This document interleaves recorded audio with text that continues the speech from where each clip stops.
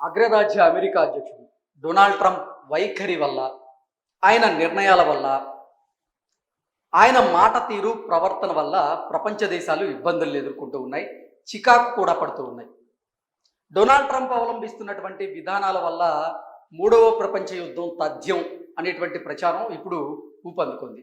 దానికి కారణం ఏంటంటే, ఇటీవల కాలంలో వెనిజులా ప్రధాని డొనాల్డ్ ట్రంప్ టీం ఎలా నిర్బంధించారో ప్రతి ఒక్కరు చూశారు. ఆ తర్వాత డేగ కన్ను గ్రీన్లాండ్స్ మీద పడింది. దాంతోపాటుగా లేటెస్ట్ అప్డేట్ ఏంటంటే, వెనిజులాకు చెందినటువంటి ఒక నౌకని, ఆ నౌక మీద రష్యా జెండా ఉంది. అంటే రష్యా జెండా ఉన్నటువంటి ఒక వెనిజులా నౌకని అమెరికా బృందం సీజ్ చేయడం జరిగింది.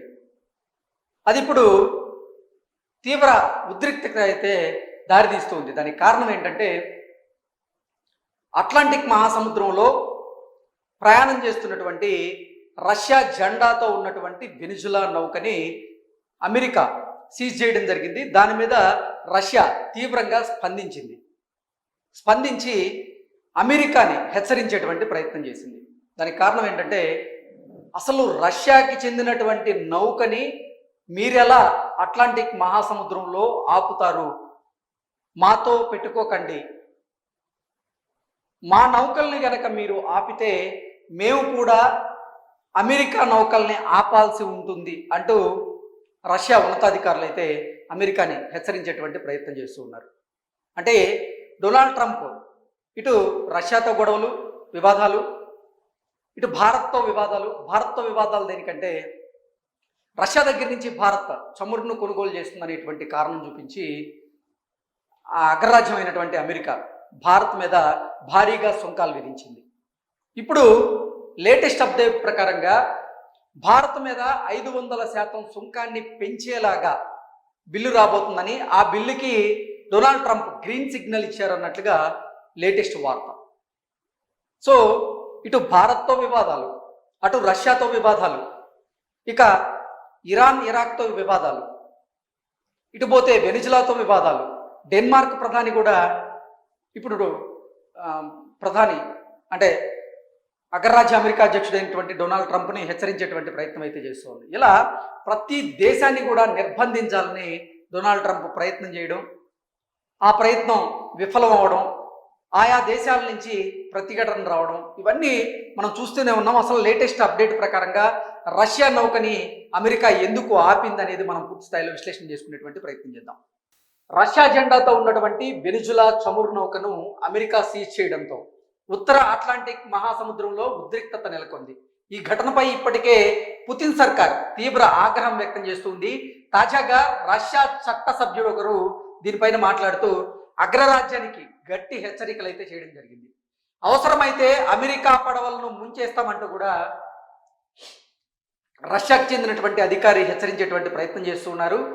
ఏం చేసినా మాకు శిక్ష పడదు అని అతి విశ్వాసంతో అగ్రరాజ్యం ప్రవర్తిస్తుందని, ప్రతీకార చర్యలతో అమెరికాను అడ్డుకోవాలి అంటూ అంతర్జాతీయ చట్టాలను ఇలాగే ఉల్లంఘిస్తే మిలిటరీ దాడులను ఎదుర్కోవడానికి ఆ దేశం సిద్ధంగా ఉండాలి, అవసరమైతే టార్పిడోలతో దాడులు చేయడం, అమెరికా కోస్ట్ గార్డు పడవలను ముంచేయడం వంటివి చేయాల్సి వస్తుంది అంటూ రష్యా చట్టసభ్యుడు అలెక్సీ ఆయన అమెరికాను హెచ్చరించడం జరిగింది.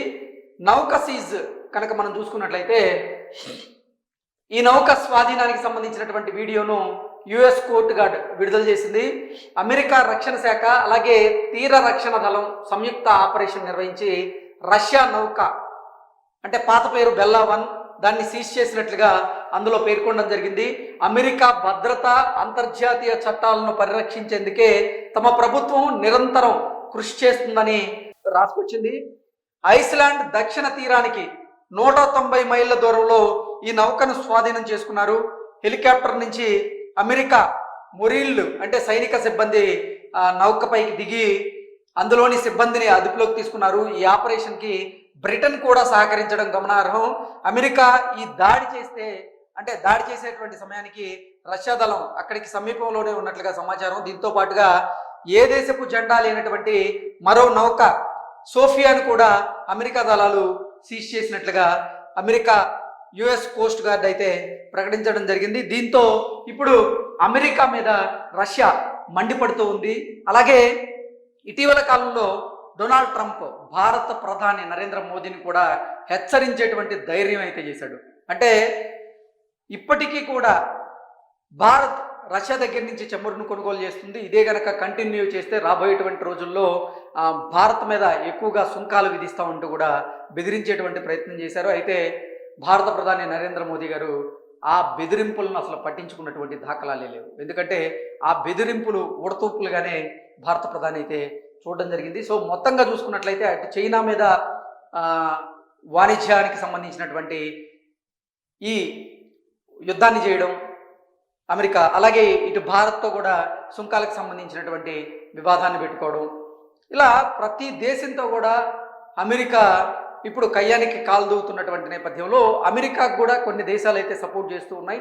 ఏది ఏమైనప్పటికీ ఇదే కనుక కొనసాగితే రాబోయేటువంటి రోజుల్లో ఇది 3వ ప్రపంచ యుద్ధానికి దారితీసేటువంటి అవకాశం ఉన్నట్లుగా కొంతమంది అంతర్జాతీయ నిపుణులు అయితే అంచనా వేస్తూ ఉన్నారు. అయితే పరిస్థితులు ఇలాగే ఉంటాయంటే సద్దుమణిగేటువంటి అవకాశం అయితే స్పష్టంగా ఉంది.